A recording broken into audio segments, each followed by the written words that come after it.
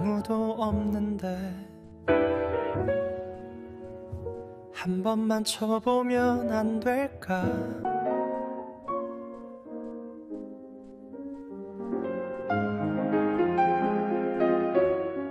쇼팽의 녹턴 20번. 준호가 친 곡이었습니다.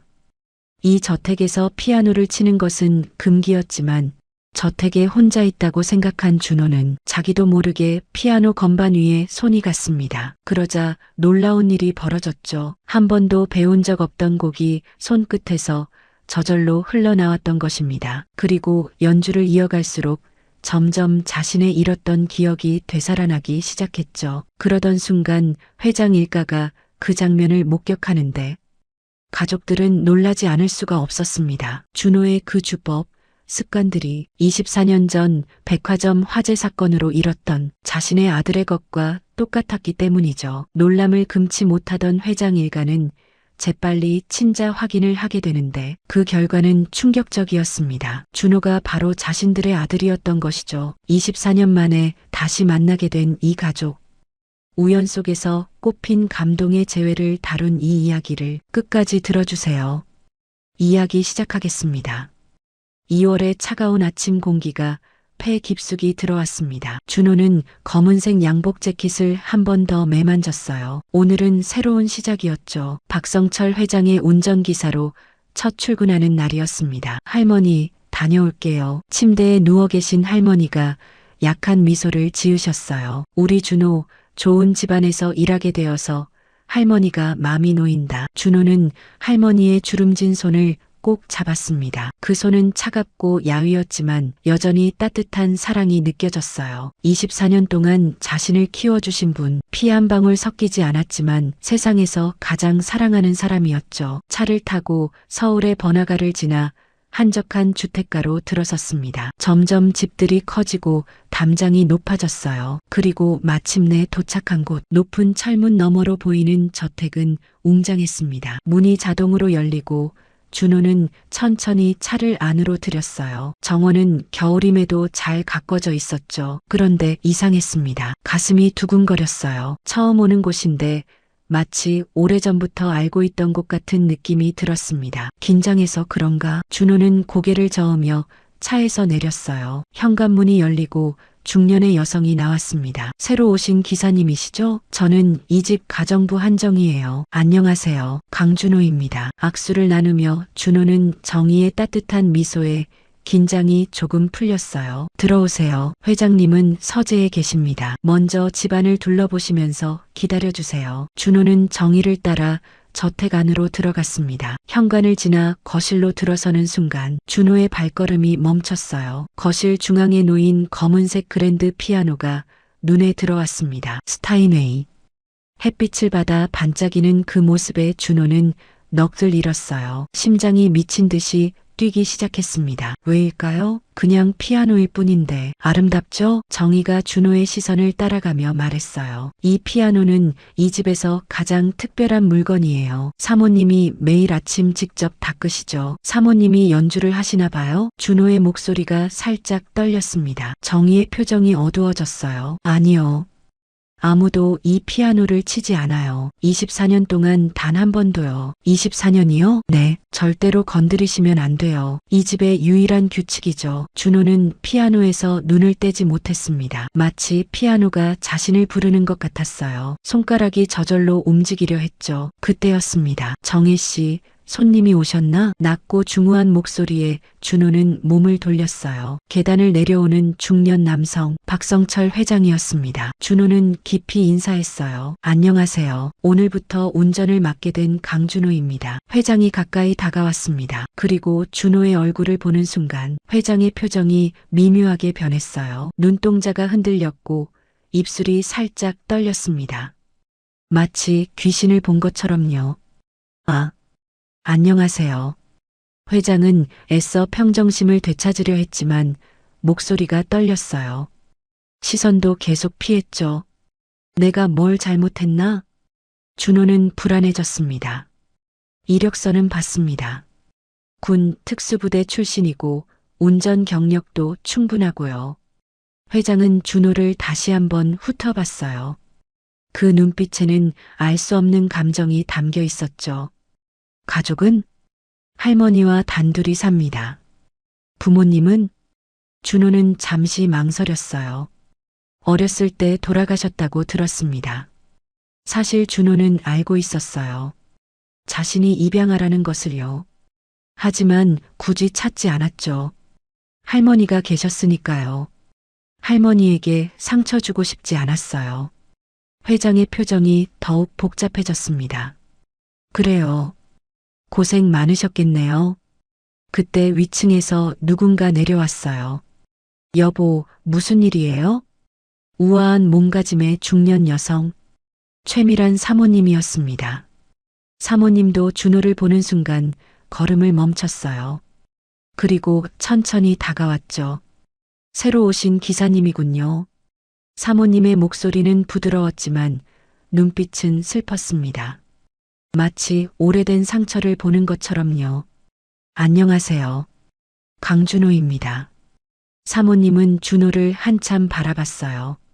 그 눈에 눈물이 맺히는 것 같았습니다. 반가워요. 우리 집에 잘 오셨어요. 사모님은 그렇게 말하고는 피아노 쪽으로 걸어갔어요. 피아노 위에 놓인 액자를 살며시 쓰다듬었죠. 준호는 그 모습을 보며 가슴이 아팠습니다. 왜인지 모르게 사모님의 슬픔이 자신의 가슴으로 전해지는 것 같았어요.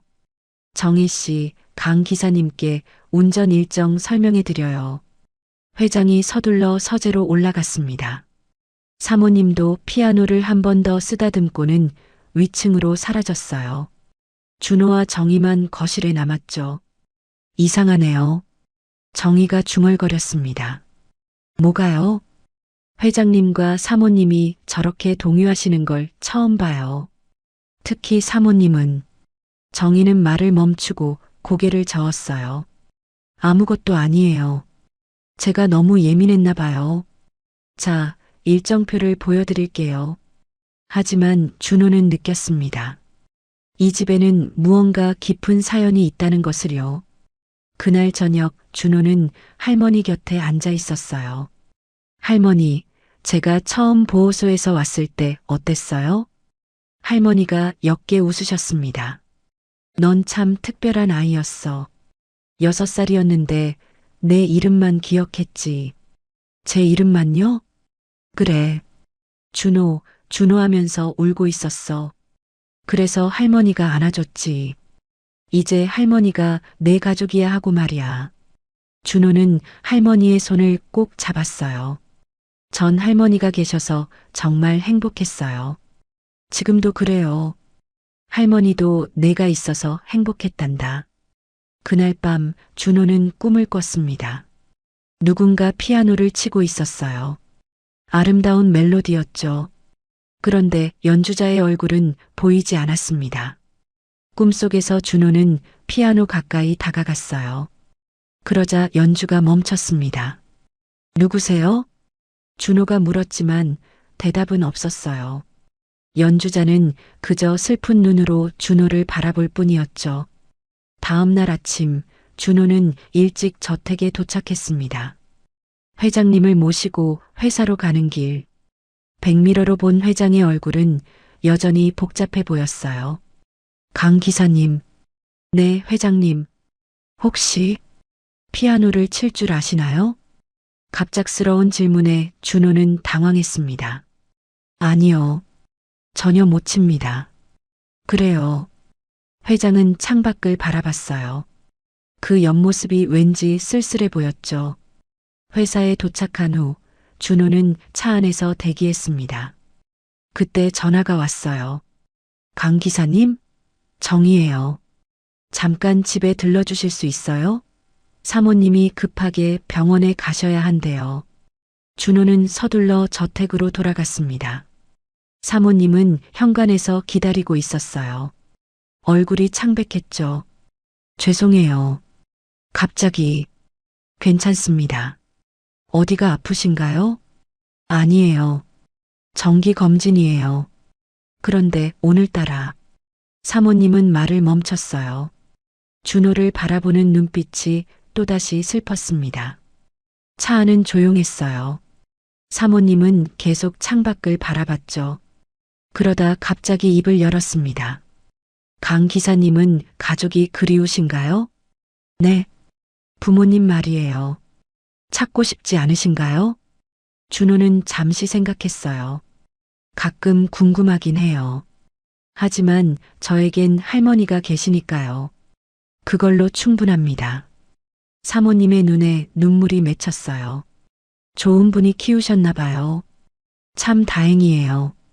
병원에 도착했을 때 사모님이 갑자기 준호의 손을 잡았습니다.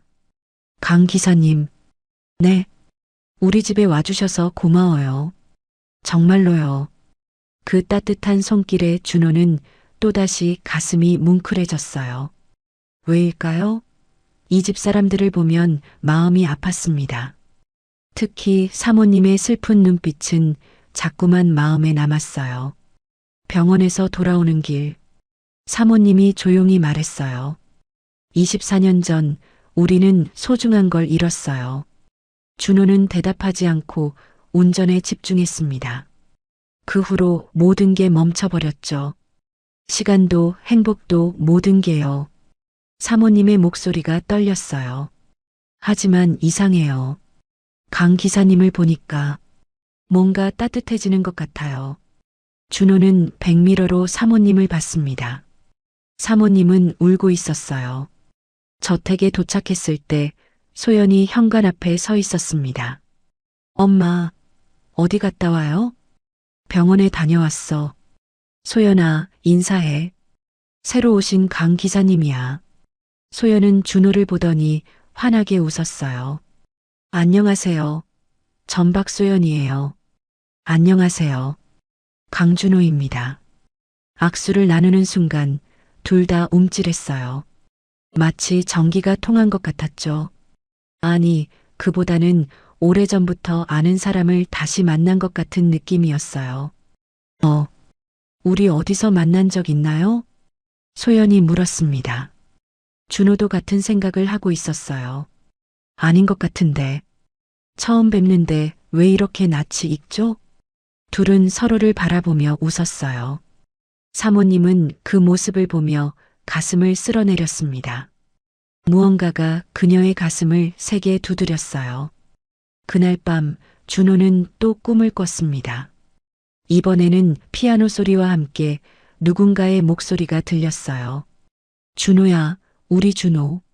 엄마 여기 있어. 따뜻한 목소리였어요. 그리고 백단향 냄새가 났죠. 준호는 꿈속에서 울었습니다.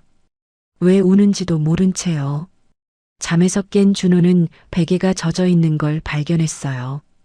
왜 울었을까? 창밖을 보니 비가 내리고 있었습니다. 준호는 문득 비 오는 날이 좋다는 생각을 했어요.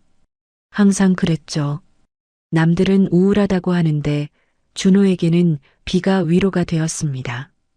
다음 날 준호가 저택에 도착했을 때 소연이 정원에 있었어요. 강 기사님, 안녕하세요. 안녕하세요. 이른 아침부터 정원에 계시네요. 비 온 다음 날 정원 냄새가 좋아서요. 전 비 오는 날이 좋아요. 준호는 놀랐습니다. 저도요. 비 오는 날이 좋아요. 정말요? 와, 신기하다. 사람들은 다들 이상하다고 하는데. 둘은 서로를 보며 웃었어요. 그런데 정말 우리 어디서 만난 적 없어요? 소연이 다시 물었습니다. 글쎄요. 하지만 정말 낯이 익네요. 그쵸? 저도요. 처음 봤을 때부터 왠지 편했어요. 그때 정희가 나와서 말했어요. 아가씨, 아침 식사 준비됐어요. 네. 강 기사님, 나중에 또 얘기해요. 소연이 들어가고 준호는 정원에 혼자 남았습니다. 그런데 이상했어요. 정원의 나무들, 꽃들의 위치가 왠지 익숙했죠. 마치 오래전부터 알고 있던 것처럼요. 내가 왜 이러지? 준호는 고개를 저으며 차로 향했습니다. 그때 2층 창문에서 누군가 준호를 바라보고 있었어요. 박성철 회장이었습니다. 회장의 눈에는 그리움과 슬픔이 가득했죠. 24년 동안 품어온 그리움, 혹시나 하는 희망, 그리고 확신할 수 없는 답답함이요. 여보, 미란이 뒤에서 회장을 안았습니다. 많이 닮았어요. 그러게, 너무 닮았어. 그런데 어떻게 확신해요? 그냥, 그럴 수도 있잖아요. 회장은 아내의 손을 꼭 잡았어요. 나도 몰라. 하지만 가슴이 뛰어. 24년 만에 처음으로. 그날 준호는 하루 종일 이상한 기분이었어요. 회장을 모시고 가는 곳마다 왠지 낯익었죠. 특히 회장이 들른 백화점을 지날 때는 가슴이 답답해졌어요. 왜 이럴까? 난 서울에 온 지 얼마 안 됐는데. 퇴근 후 할머니를 찾아갔을 때 준호는 물었어요. 할머니, 제가 보호소에 오기 전 기억나는 게 또 있었어요? 할머니는 준호를 바라봤어요. 왜 갑자기? 그냥 요즘 이상한 꿈을 꿔서요. 할머니는 한숨을 쉬었어요. 넌 엄마라는 말을 자주 했어. 엄마 어디 있어요? 하고 울었지. 준호의 가슴이 먹먹해졌어요. 그리고 피아노를 찾았어. 피아노 쳐야 해요 하면서. 피아노요? 그래. 하지만 보호소엔 피아노가 없었지. 그래서 더 울었던 것 같아. 준호는 소름이 돋았어요.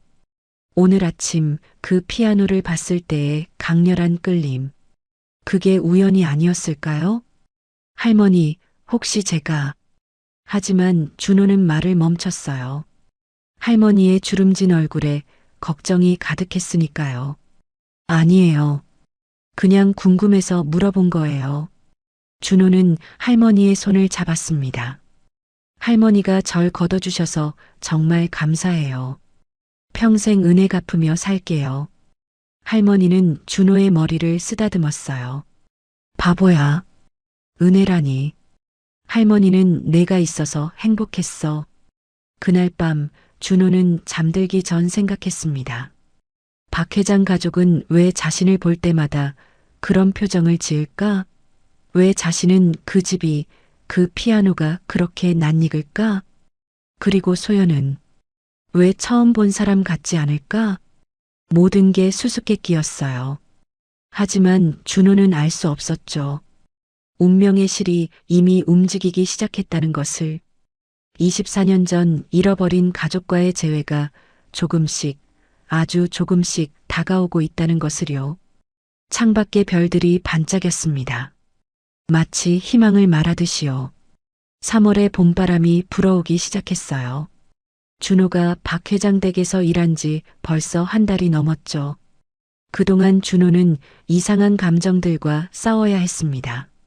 저택에 갈 때마다 가슴이 뛰었고 피아노를 볼 때마다 손가락이 근질거렸어요.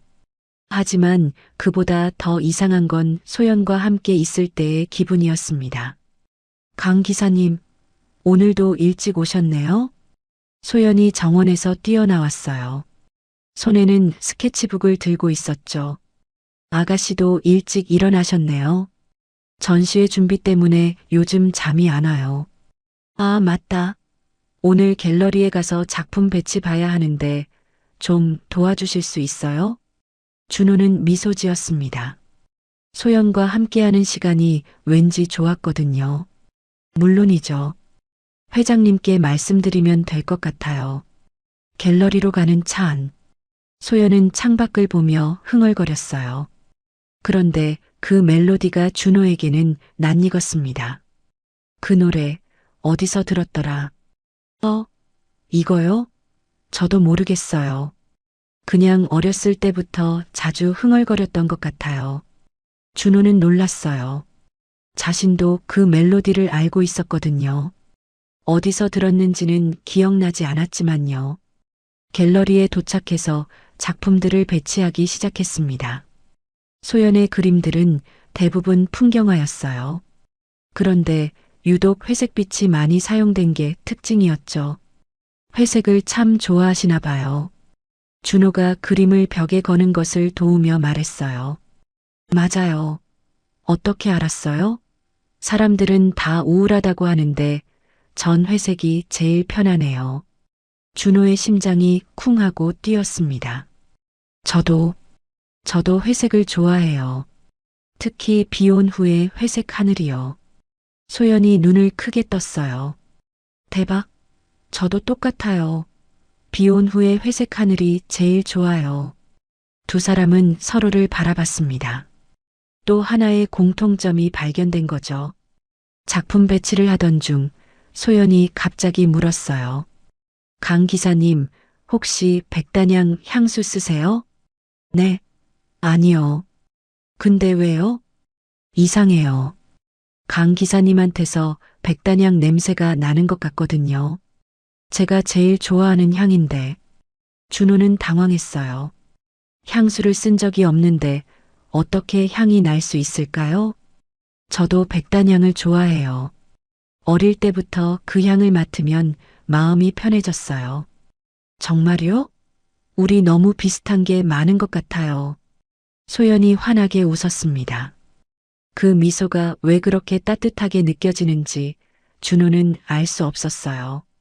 점심시간이 되어 근처 카페로 갔습니다. 뭐 드실래요? 아메리카노요. 두 사람이 동시에 대답했어요. 그리고는 서로를 보며 웃음을 터뜨렸죠. 이건 정말 너무한 거 아니에요? 소연이 배를 잡고 웃었습니다. 그러게요. 이 정도면 좀 무서운데요? 카페 테이블에 앉아 커피를 마시던 중 소연이 무의식적으로 테이블을 손가락으로 두드렸어요. 탁, 탁, 탁, 탁, 탁. 그 리듬을 듣는 순간 준호의 손도 저절로 움직였습니다. 똑같은 리듬으로요. 탁, 탁, 탁, 탁, 탁. 소연이 손을 멈췄어요. 눈이 동그래졌죠. 지금 제 리듬을. 저도 모르게. 두 사람은 말을 잃었습니다. 이건 우연이라기엔 너무 이상했어요. 강 기사님, 혹시 생일이 언제예요? 소연이 떨리는 목소리로 물었어요. 3월 15일이요. 탕. 소연이 들고 있던 컵이 테이블에 떨어졌습니다. 다행히 깨지진 않았지만 커피가 쏟아졌어요. 어머, 죄송해요. 직원이 달려와 닦아주는 동안 소연은 준호를 멍하니 바라봤어요. 눈에 눈물이 맺혔죠. 왜 그러세요? 저도 3월 15일이에요. 이번엔 준호가 놀랄 차례였습니다. 같은 생일이라니. 두 사람은 한동안 말을 잇지 못했어요. 이건 단순한 우연이 아니었습니다. 뭔가 더 깊은 연결고리가 있는 것 같았어요. 우리 정말 이상해요. 소연이 눈물을 닦으며 말했어요. 왜 이렇게 같은 게 많죠?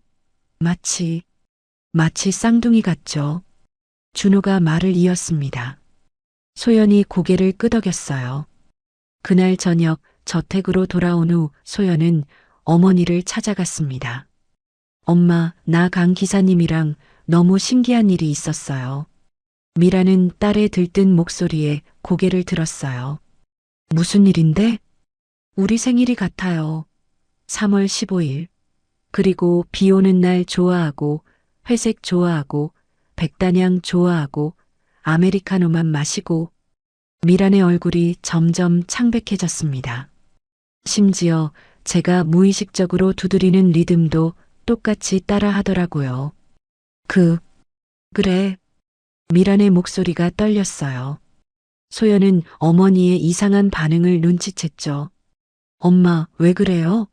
어디 아파요? 아니야. 그냥 놀라서.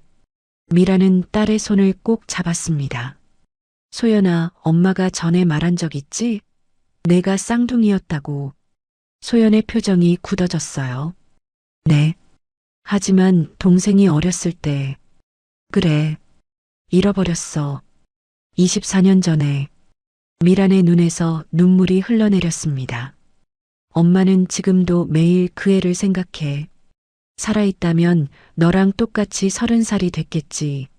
소연도 눈물을 흘렸어요. 엄마, 피아노를 그렇게 잘 쳤어?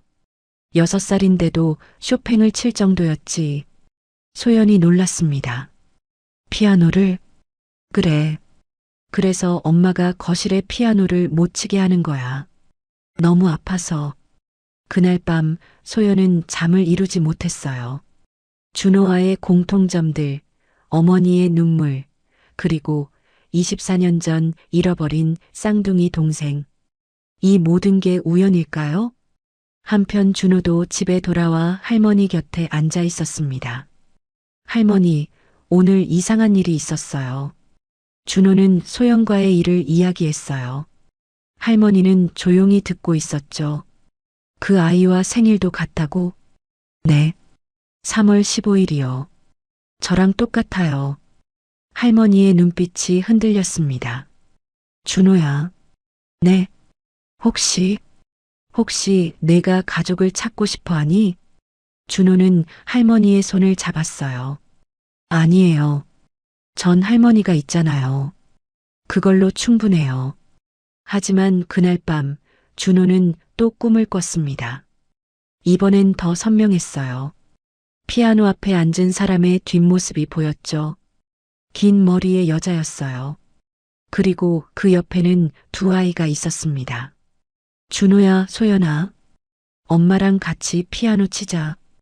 꿈속의 여자가 말했어요. 두 아이는 까르르 웃으며 피아노 의자에 올라갔죠. 엄마, 저 먼저 칠래요. 남자아이가 말했습니다. 아니야, 나 먼저. 여자아이가 투정 부렸어요. 그럼 같이 치자. 쌍둥이니까 같이 쳐야지. 엄마의 목소리는 사랑으로 가득했습니다. 세 사람이 함께 피아노를 치기 시작했어요. 아름다운 화음이 울려 퍼졌죠.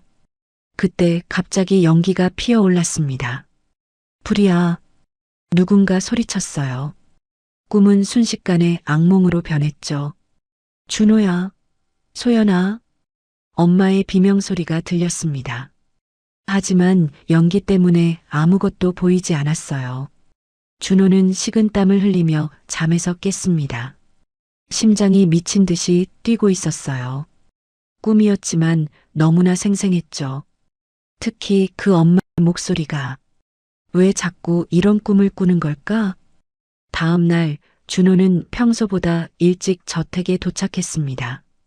이른 아침이라 아직 조용했어요. 준호는 정원을 걸었습니다. 그러다 거실 창문 너머로 소연이 보였어요. 소연은 피아노 앞에 서 있었습니다. 아니, 정확히는 피아노를 바라보고 있었죠. 손을 뻗었다가 거두기를 반복했어요. 마치 만지고 싶지만 만질 수 없는 것처럼. 준호는 조용히 현관으로 들어갔습니다. 아가씨? 소연이 놀라 돌아봤어요. 눈가가 붉었죠. 아, 강 기사님. 일찍 오셨네요. 피아노를 보고 계셨네요. 소연이 쓸쓸하게 웃었어요. 어렸을 때부터 늘 궁금했어요. 왜 우리 집에선 아무도 피아노를 치지 않는지. 준호가 가까이 다가갔습니다. 사모님이 예전에는 치셨다고 들었어요. 네. 엄마가 피아노를 정말 잘 치셨대요. 하지만 24년 전부터 단 한 번도. 소연이 말을 멈췄어요.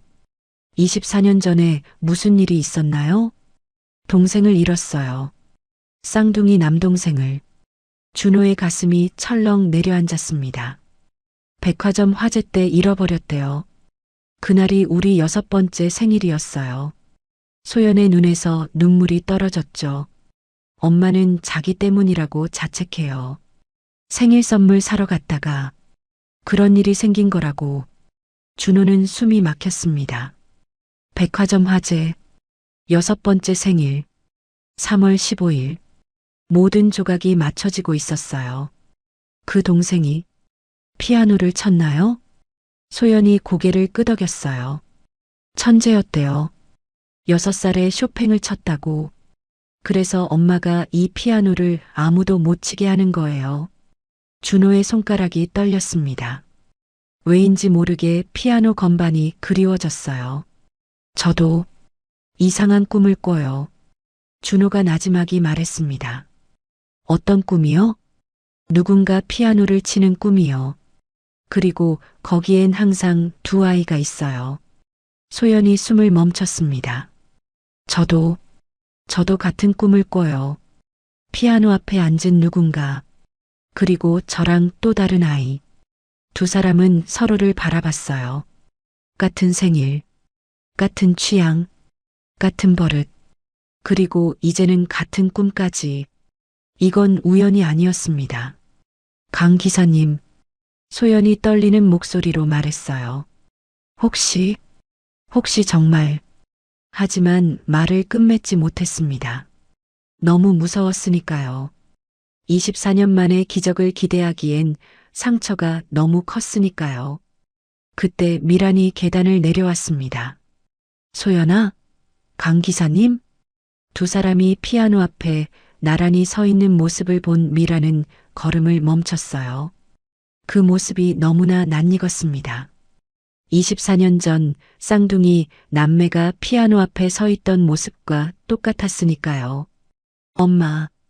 소연이 어머니에게 다가갔어요. 엄마, 혹시 준호가. 강 기사님이. 미란의 눈에서 눈물이 흘렀습니다. 하지만 확신할 수 없었어요. 희망을 가졌다가 무너지는 걸 24년 동안 반복했으니까요. 소연아, 그만해.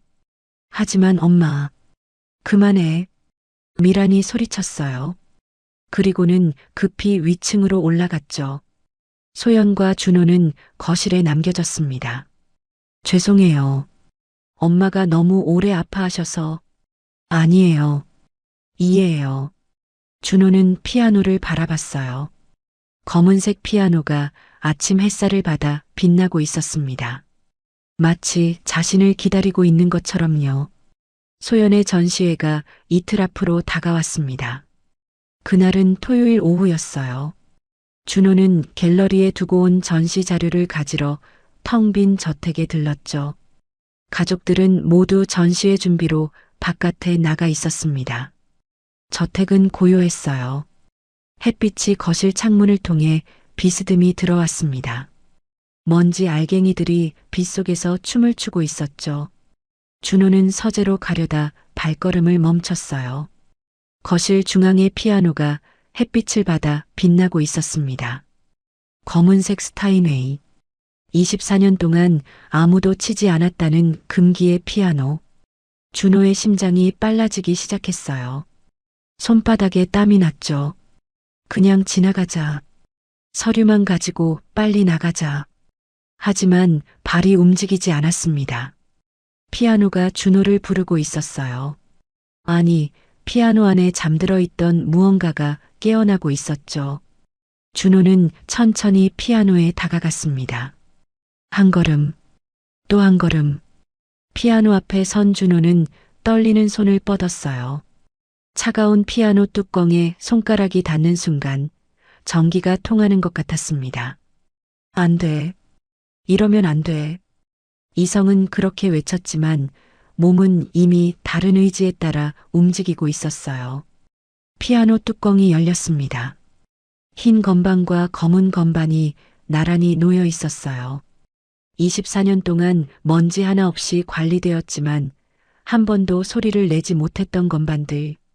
준호는 피아노 의자를 빼고 앉았어요. 그 순간 온몸에 전율이 흘렀습니다. 왜 이렇게 익숙하지? 마치 매일 앉던 자리에 돌아온 것 같았어요. 의자의 높이도 페달까지의 거리도 모든 게 완벽했죠. 준호는 떨리는 손을 건반 위에 올렸습니다. 그때였어요. 머릿속에서 누군가의 목소리가 들렸습니다. 준호야, 엄마한테 이 곡 들려줄래? 따뜻하고 부드러운 여자의 목소리. 어디선가 들어본 것 같은데 누구인지는 알 수 없었어요. 준호의 손가락이 움직이기 시작했습니다. 도, 미, 도, 시. 쇼팽의 녹턴 20번 C샵 단조. 준호는 놀랐어요. 피아노를 배운 적이 없는데 손가락이 저절로 움직이고 있었으니까요. 마치 몸이 기억하고 있는 것처럼 멜로디가 흘러나왔습니다. 슬프고도 아름다운 선율이 텅 빈 저택을 가득 채웠어요. 24년 만에 깨어난 피아노의 목소리는 그리움으로 가득했죠. 연주를 하는 동안 준호의 머릿속에는 파편적인 영상들이 떠올랐습니다. 작은 손으로 건반을 누르는 모습, 누군가 옆에서 박수를 치며 웃는 소리, 우리 준호 정말 잘한다. 그리고 갑자기 붉은색이 보였어요. 불길이었습니다. 엄마, 엄마. 어린아이의 비명소리가 들렸어요. 연기가 자욱했고 사람들이 뛰어다니고 있었죠. 준호야, 준호 어디 있니? 여자의 절박한 외침이 들렸습니다. 그 목소리는 점점 멀어져 갔어요. 준호의 손가락은 계속 움직였습니다. 녹턴은 절정으로 치달았어요. 눈물이 준호의 눈에서 흘러내렸죠. 왜 우는지도 모른 채 그때였습니다. 쾅! 현관문이 열리는 소리가 들렸어요. 여보, 빨리 와봐요.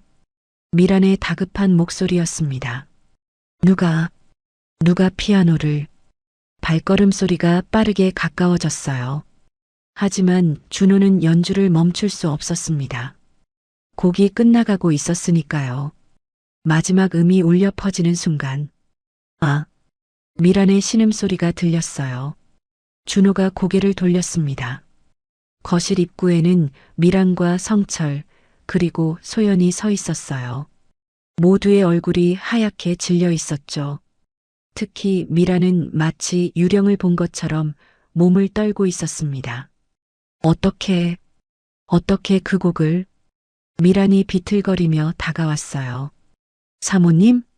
준호가 급히 일어났지만 미란은 이미 무릎을 꿇고 있었습니다. 그 곡은 준호가 마지막으로 쳤던.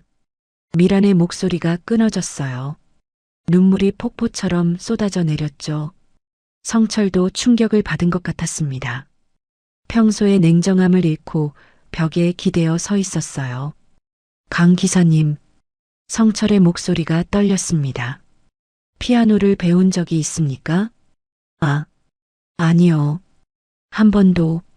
준호도 당황했어요. 자신이 방금 무엇을 했는지 이해할 수 없었으니까요. 그런데 어떻게 쇼팽을 칠 수 있죠? 그것도 녹턴 20번을? 성철이 다가왔습니다. 눈에는 알 수 없는 감정이 가득했어요. 24년 전 우리 아들이 6살 생일 아침에 쳤던 곡입니다. 백화점에 가기 전 마지막으로 들려준 곡이었어요. 준호의 다리에 힘이 빠졌습니다. 24년 전 6살 생일, 백화점, 모든 조각이 맞춰지고 있었어요. 그리고 그날 이후 아무도 이 피아노를 치지 않았습니다. 성철의 눈에서도 눈물이 흘렀어요. 그런데 당신이 어떻게? 소연이 엄마를 부축하며 준호를 바라봤습니다. 그녀의 눈에도 눈물이 가득했어요. 강 기사님, 소연의 목소리는 희망과 두려움으로 떨리고 있었죠. 정말 우리 준호인가요? 준호는 대답할 수 없었습니다. 머릿속이 하얗게 비어버렸어요. 하지만 가슴 깊은 곳에서는 무언가가 울부짖고 있었죠. 엄마. 그 단어가 목구멍까지 올라왔지만 입 밖으로는 나오지 않았습니다. 미란이 떨리는 손으로 준호의 얼굴을 만졌어요. 우리 준호. 정말 우리 준호야? 따뜻한 손길에 준호의 눈에서 눈물이 흘렀습니다. 왜인지는 몰랐어요. 하지만 그 손길이 너무나 그리웠던 것 같았죠. 24년 동안 잊고 있었던, 아니 잊어야만 했던 그 따뜻함. 죄송합니다. 제가 피아노를. 준호가 말했지만 미라는 고개를 저었어요. 아니야. 고마워. 정말 고마워. 미라는 준호를 꼭 안았습니다. 24년 만에 이 곡을 다시 들을 수 있어서 정말 고마워요. 성철이 천천히 다가왔어요. 강준호 씨. 네. 혹시 어렸을 때 기억이 있습니까? 준호는 고개를 저었어요. 보호소에 있었다고만 들었습니다. 6살 때부터의 기억밖에는. 보호소요? 성철과 미란이 서로를 바라봤습니다. 어느 보호소였나요? 서울 은평구에 있는 해맑은 보호소요. 할머니가 거기서 저를 데려오셨대요. 미란이 손으로 입을 막았어요. 은평구, 백화점에서 가장 가까운. 소연이 엄마의 말을 이었습니다. 화재 현장에서 가장 가까운 보호소예요. 침묵이 흘렀습니다. 무거운 침묵이었어요. 24년의 세월이 압축된 것 같은. 강준호 씨, 성철이 말했습니다. 실례지만 DNA 검사를 받아주실 수 있겠습니까? 준호는 놀랐어요. 하지만 이상하게도 거부감은 들지 않았습니다. 오히려 마음 한구석에서는 안도감이 들었어요. 이 혼란스러운 상황에 답을 찾을 수 있을 것 같았으니까요. 네, 그러겠습니다. 미란이 준호의 손을 잡았어요. 고마워요. 정말 고마워요. 그날 저녁 준호는 병원에서 DNA 샘플을 채취했습니다. 결과는 일주일 후에 나온다고 했어요. 집으로 돌아온 준호는 할머니 곁에 앉았습니다. 할머니, 응, 준호야. 제가 정말 할머니 손자예요. 그쵸? 할머니는 준호의 머리를 쓰다듬었어요. 그럼, 넌 할머니의 소중한 손자야. 할머니는, 제가 친부모를 만나도 괜찮으세요? 할머니의 손이 잠시 멈췄어요. 하지만 곧 다시 부드럽게 쓰다듬었죠. 준호야. 네. 할머니는 내가 행복했으면 좋겠어. 그게 전부야. 준호는 할머니를 꼭 안았습니다. 그날 밤 준호는 오랜만에 편안하게 잠들었어요. 꿈속에서는 피아노 소리가 들렸습니다. 하지만 이번엔 무섭지 않았어요. 오히려 따뜻하고 평온했죠. 준호야, 잘했어. 정말 잘했어. 누군가 속삭이는 소리가 들렸습니다. 엄마의 목소리였어요. 한편 박 회장 댁에서는 온 가족이 거실에 모여 있었습니다. 24년 만에 울려 퍼진 피아노 소리의 여운이 아직도 집안을 가득 채우고 있었어요. 정말 준호일까요? 소연이 물었습니다. 그럴 거야. 미란이 확신에 찬 목소리로 말했어요. 엄마의 직감이야. 준호가 맞아. 성철도 고개를 끄덕였습니다. 그 곡을, 그것도 정확하게 칠 수 있는 건. 가족들은 서로를 바라봤어요. 24년의 기다림이 끝나가고 있었습니다. 기적은 정말로 일어나는 걸까요? 일주일 후면 알 수 있을 거예요. 하지만 그들의 마음은 이미 알고 있었습니다. 강준호가 바로 그들이 잃어버렸던 박준호라는 것을요. 피아노 사건이 있은 그날 밤 성철은 잠을 이룰 수 없었습니다. 새벽 3시 그는 조용히 침실을 빠져나왔어요. 복도 끝 24년 동안 굳게 닫혀있던 문 앞에 섰죠. 아들의 방이었습니다. 떨리는 손으로 문고리를 잡았어요. 차가운 금속의 감촉이 현실을 일깨워 주었죠. 문이 열렸습니다. 시간이 멈춘 방이 모습을 드러냈어요. 작은 침대, 장난감들, 그리고 벽에 걸린 사진들. 모든 게 24년 전 그대로였습니다. 미란이 매일 청소하며 지켜온 공간이었죠. 성철은 천천히 방 안으로 들어갔어요. 책상 위에는 동화책이 펼쳐져 있었습니다. 피터팬, 준호가 가장 좋아했던 책이었어요. 아빠, 저도 피터팬처럼 날 수 있어요? 어린 준호의 목소리가 들리는 것 같았습니다. 성철의 눈에 눈물이 맺혔어요. 가슴이 찢어지듯 아팠죠. 서랍을 열었습니다. 그 안에는 준호의 유치원 가방이 있었어요. 노란색 가방 안에는 이름표가 달려 있었죠. 박준호. 손가락으로 이름을 쓰다듬었습니다. 그때 기억이 밀려왔어요. 24년 전 그날의 기억이. 1999년 3월 15일. 아빠, 오늘 제 생일이에요. 6살 준호가 침대에서 뛰어내렸어요. 소연도 함께 깔깔거렸죠. 우리 쌍둥이들 생일 축하해.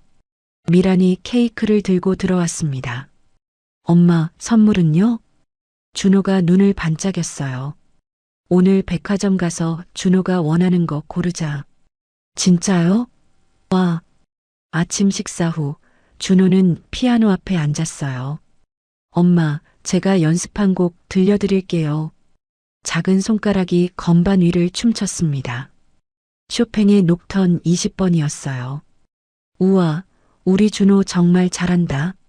미란이 박수를 쳤고 소연도 따라 쳤죠. 나도 피아노 배울래. 소연이 투정을 부렸어요. 그래, 우리 소연도 배우자. 행복한 아침이었습니다. 그런데 백화점에서 모든 게 바뀌었어요. 준호야, 엄마 손 꼭 잡고 있어. 미란이 준호의 손을 잡고 장난감 코너로 갔습니다. 사람이 많았어요. 주말이라 더욱 붐볐죠. 준호는 로봇 장난감 앞에서 눈을 떼지 못했어요. 엄마, 이거요. 그래, 그거 사자. 바로 그때였습니다. 불이야. 누군가의 비명이 들렸어요. 순식간에 혼란이 시작됐죠. 사람들이 뛰기 시작했고 연기가 피어올랐습니다. 준호야. 미란이 준호를 꼭 안았어요. 하지만 인파에 밀려 넘어졌죠. 엄마. 준호의 손이 미란의 손에서 빠져나갔습니다. 준호. 준호야. 미란의 절규가 연기 속에 묻혔어요. 성철은 머리를 흔들었습니다. 그 이후의 기억은 악몽이었어요. 병원, 경찰서, 실종 신고, 그리고 끝없는 기다림. 매일 백화점 근처를 돌았습니다. 보호소란 보호소는 다 찾아다녔어요. 하지만 준호는 없었죠.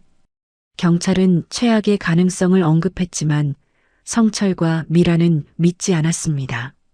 시신이 발견되지 않았으니까요.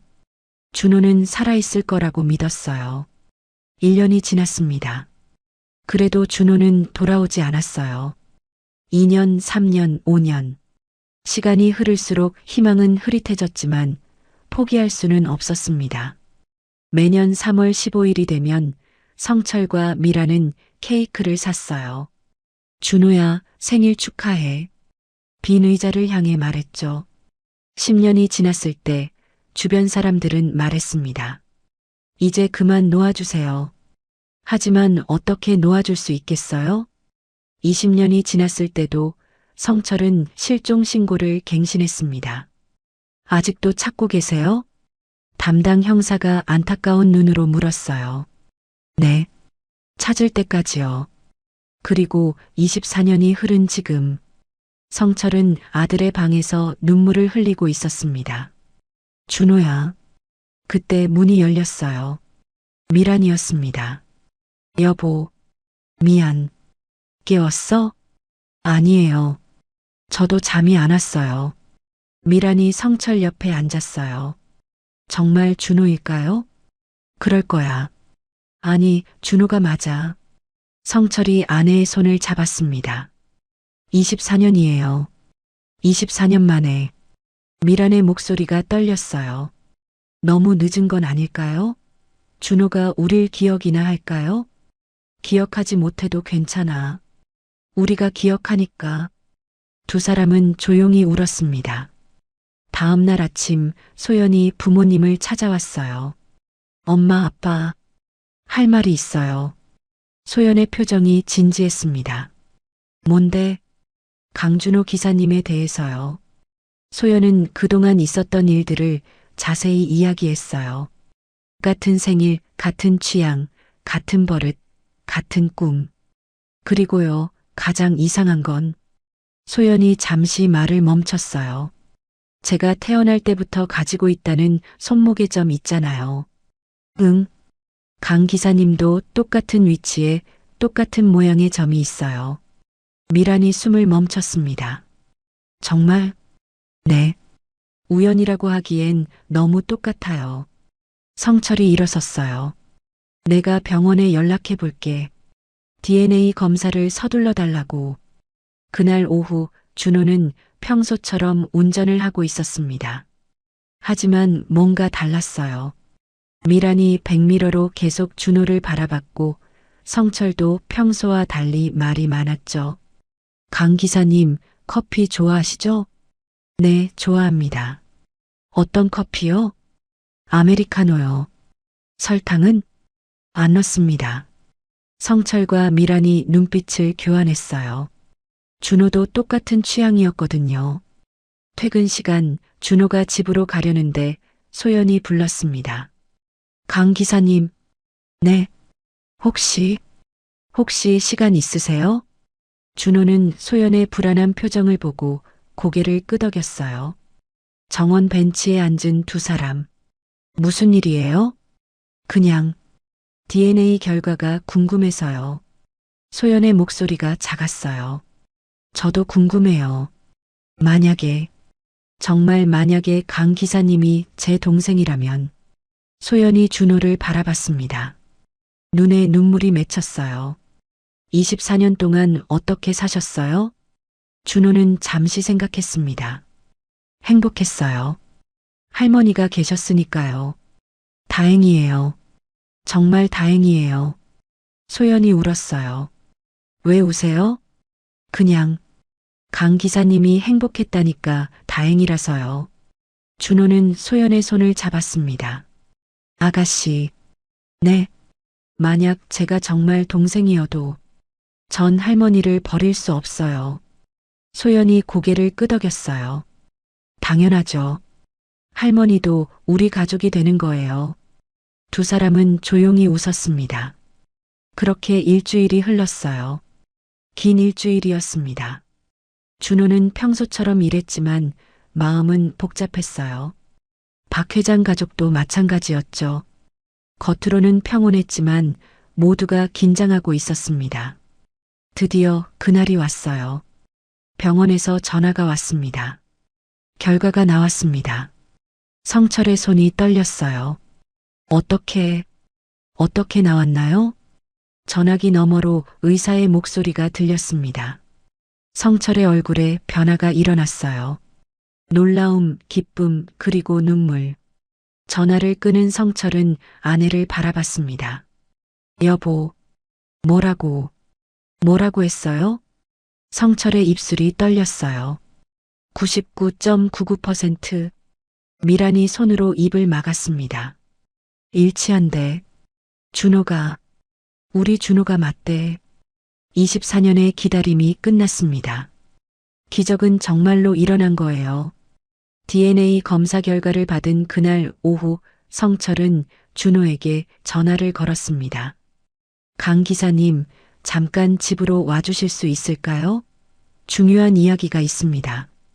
준호의 심장이 빠르게 뛰기 시작했어요. 결과가 나왔구나. 차를 몰고 가는 동안 준호의 손은 계속 떨렸습니다.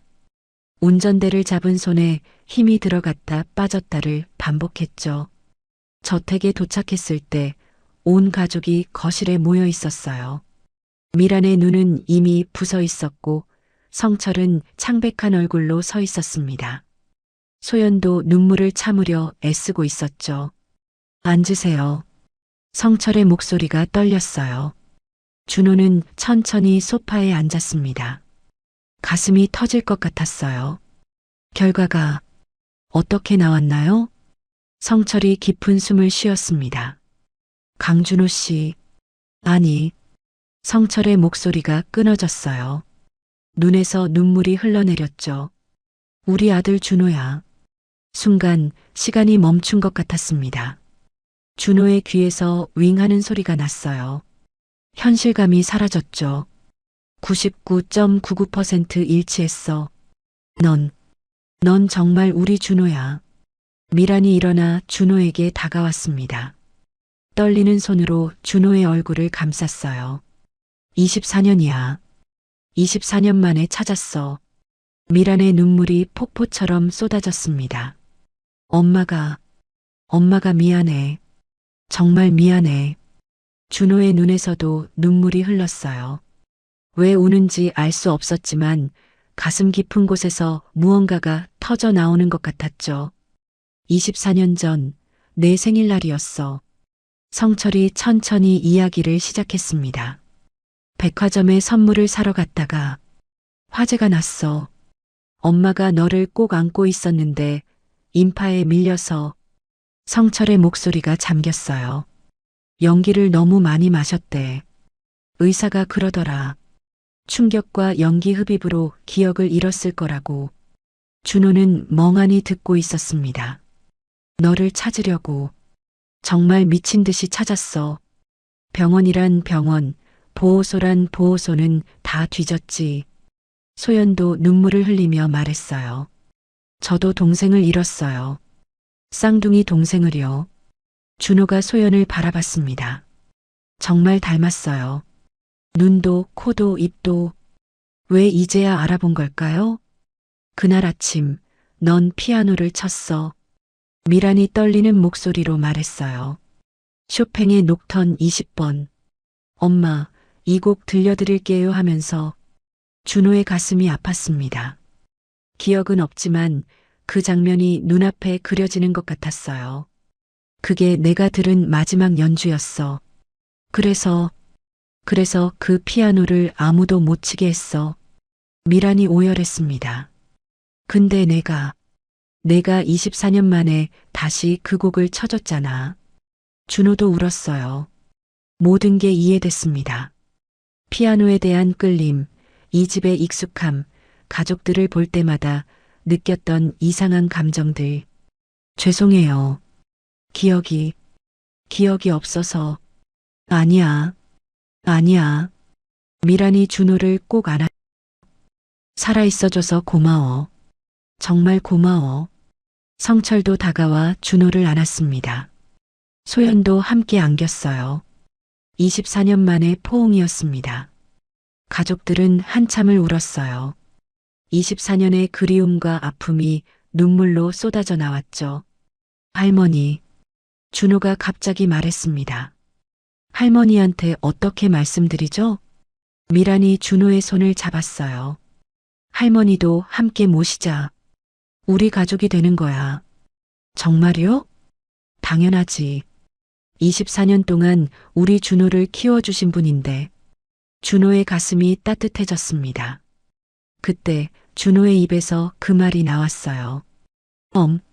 엄마. 미란이 숨을 멈췄습니다. 다시 한 번만. 엄마. 이번엔 더 선명했어요. 미란이 다시 울기 시작했습니다. 하지만 이번엔 기쁨의 눈물이었죠. 그래. 엄마야. 엄마 여기 있어. 그날 밤 준호는 할머니를 찾아갔습니다. 할머니. 어머 준호야. 웬일이니? 울었니? 할머니가 걱정스럽게 물었어요. 준호는 할머니 앞에 무릎을 꿇었습니다. 할머니, 제가 제 친부모를 찾았어요. 할머니의 표정이 변했어요. 하지만 놀라지는 않았죠. 그래. 그런 날이 올 줄 알았어. 할머니는 알고 계셨어요? 할머니가 작게 웃었습니다. 내가 처음 왔을 때 엄마 하고 울었잖니. 부모가 있는 아이라는 걸 알았지. 그런데도 저를. 그럼 넌 내 손자야. 피는 안 섞였어도 내 손자야. 준호가 할머니를 안았어요. 할머니도 저랑 같이 가요. 친엄마가 할머니도 모시고 싶대요. 할머니의 눈에 눈물이 고였습니다. 이 늙은이를. 할머니는 제 생명의 은인이에요. 가족이에요. 며칠 후 준호는 가족들과 함께 어렸을 때의 흔적을 찾아다녔습니다. 보호소 기록, 병원 기록, 그리고 희미한 기억의 조각들. 이 아이 이름이 준호라고만 했어요. 성은 기억 못했죠. 보호소 원장님이 말했습니다. 충격이 컸나 봐요. 부모님 이름도 집 주소도 전혀 기억 못했으니까. 모든 퍼즐이 맞춰졌어요. 화재 현장의 혼란, 연기로 인한 기억 상실, 그리고 보호소로 가게 된 과정. 하지만 피아노는 기억했네요. 소연이 말했어요. 몸이 기억한 거야. 영혼이 기억한 거야. 가족들은 서로를 바라보며 웃었습니다. 24년의 아픔이 치유되고 있었어요. 기적은 정말로 일어났고 잃어버린 가족은 다시 만났습니다. 이제 새로운 시작이었어요. 일주일 후 박 회장 가족은 준호의 집을 찾았습니다. 작은 아파트 앞에 선 미란의 손이 떨렸어요. 성철이 아내의 어깨를 감싸 안았죠. 괜찮아. 우리가 감사하러 온 거잖아. 준호가 문을 열었습니다. 어서 오세요. 할머니, 손님 오셨어요. 안방에서 김영자 할머니가 나왔어요. 허리가 굽었지만 눈빛은 맑고 따뜻했습니다. 어서 오세요. 초라한 곳에. 아니에요, 할머니. 미란이 급히 다가가 할머니의 손을 잡았어요. 저희가 정말 감사드려요. 그리고는 깊이 허리를 숙였습니다. 성철과 소연도 함께 인사했죠. 24년 동안 우리 준호를 키워주셔서 정말 감사합니다. 영자 할머니의 눈에 눈물이 맺혔어요. 아이고, 이게 무슨. 일어나세요. 거실에 둘러앉은 사람들. 영자 할머니가 차를 내오며 이야기를 시작했습니다. 그때가 1999년 봄이었어요. 보호소에서 봉사하던 날이었죠. 할머니의 눈이 먼 곳을 바라봤어요. 구석에서 혼자 울고 있는 아이가 있었어요. 다른 아이들은 뛰어놀고 있는데 혼자서요. 준호가 할머니의 어깨를 감쌌습니다. 가까이 가니까 준호 하면서 자기 이름만 반복하더라고요. 그래서 물었죠. 너 이름이 준호니? 하고 미란이 손수건으로 눈물을 닦았어요. 그 애가 날 보더니 할머니 하면서 안기는 거예요. 그 순간 알았어요. 이 아이는 내가 데려가야겠다고. 성철이 목소리를 가다듬으며 물었습니다. 그때 준호가 다른 말은 안 했나요? 피아노를 찾았어요. 피아노 어디 있어요? 하고요. 그래서 장난감 피아노를 사줬더니 그걸 치는 신용을 하더라고요. 소연이 놀라 준호를 바라봤어요. 하지만 며칠 지나니까 그것도 잊어버렸어요. 충격이 컸나 봐요. 영자 할머니가 준호를 바라보며 미소 지었습니다. 그래도 착한 아이였어요. 말도 잘 듣고 공부도 열심히 하고. 할머니가 저를 살렸어요. 준호가 말했어요. 할머니 아니었으면 전 어떻게 됐을지. 영자 할머니가 준호의 손을 토닥였습니다. 바보야. 할머니도 너 덕분에 살았어. 혼자 사는 늙은이한테 가족이 생긴 거잖니. 미란이 일어나 할머니 앞에 무릎을 꿇었어요. 할머니, 저희와 함께 사시면 안 될까요? 영자 할머니가 놀랐습니다. 네, 저희가 모실게요. 아니, 모시고 싶어요. 할머니는 우리 준호의 은인이자 가족이니까요. 성철도 고개를 숙였어요. 저희 부모님도 돌아가셨어요. 할머니가 저희 어머니가 되어주시면 정말 감사하겠습니다. 영자 할머니의 입술이 떨렸어요. 이 늙은이가 무슨. 할머니. 소연이 할머니를 안았습니다. 저도 할머니 모시고 싶어요. 우리 가족이 되어주세요. 준호도 할머니의 손을 꼭 잡았어요. 할머니, 이제 큰 가족이 생긴 거예요. 다 같이 행복하게 살아요. 영자 할머니는 한참을 울었습니다. 평생 혼자 살아온 그녀에게 이런 큰 선물이 올 줄은 몰랐으니까요. 한 달 후 영자 할머니는 박 회장 댁으로 이사했습니다. 저택 1층의 햇살 좋은 방이 할머니 방이 되었어요. 할머니, 불편한 거 있으면 말씀하세요. 미란이 매일 할머니를 살폈습니다. 아이고, 이게 꿈인가 생신가. 영자 할머니는 매일 감사해했어요. 그리고 어느 날 아침, 거실에서 피아노 소리가 들렸습니다. 24년 만에 집안에 울려 퍼지는 피아노 소리. 준호가 피아노를 치고 있었어요. 모차르트의 소나타였습니다. 밝고 경쾌한 멜로디가 집안을 가득 채웠죠. 미란이 계단을 내려왔어요. 눈에는 눈물이 가득했지만 얼굴엔 미소가 있었죠. 아침마다 쳐도 될까요? 준호가 물었습니다. 엄마를 위해서요. 미란이 준호를 꼭 안았어요. 그럼 매일 쳐줘. 엄마가 제일 듣고 싶은 소리야. 그때부터 매일 아침 준호의 피아노 소리로 하루가 시작됐습니다.